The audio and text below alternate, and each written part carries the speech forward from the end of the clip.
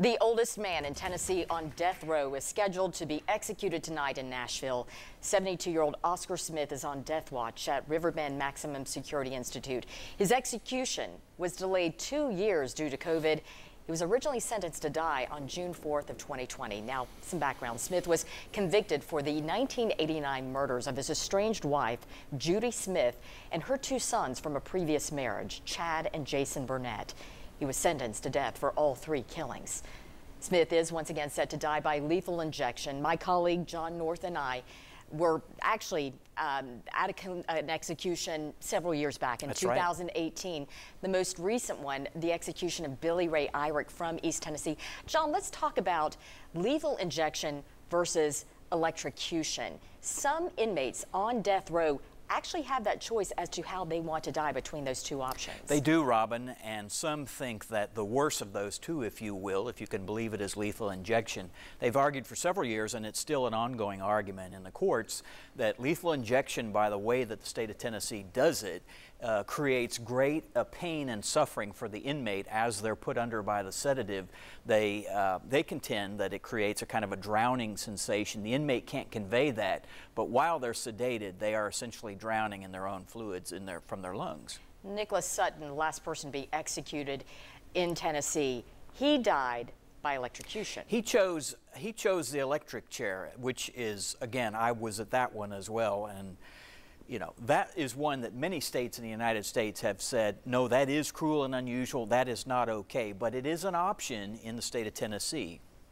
When it comes to executions, John, it's a very strict process, truly over the course of 3 days. Walk us through those. It's very, very choreographed. That's for multiple reasons, legal and otherwise. As you mentioned, the inmate is moved from the main prison there at Riverbend in Nashville. They then go to close to the execution chamber to a special cell. They stay there 3 days. They're given the option of something like, do you want a last meal and what would you like it to be? There's a dollar amount set. There used to be a local fast food restaurant where some of the inmates would order their food. And then we come to this day, execution day, and there is a specific time in which all of this begins to take place. And it's very by the book. It is very choreographed, as I said, and they stick to that timetable. It is a very somber day, as we know from 2018 with Billy Ray Irick. It's extremely somber. I mean, out at Riverbend, it's often remote by itself, but this has always struck me in the 2 that I have been to. There's a kind of a hush or a quiet that descends on the prison grounds, and then when you go inside and you're interacting with the guards and the other personnel, you're like, you know that this is an extremely serious matter, and it's very quiet. Indeed it is. Well, Oscar Smith is set to be the first person to be executed in Tennessee since the start of the pandemic. Currently, there are 47 inmates on Tennessee's death row, a total of 5 executions scheduled for this year. John, a convicted murderer from Blount County set to be executed in October. That's right. Gary Wayne Sutton, that's coming up in October. WBIR will seek to be present for that one. That was actually, he was convicted out of Blount County, but there were 2 homicides involved in that one. All right.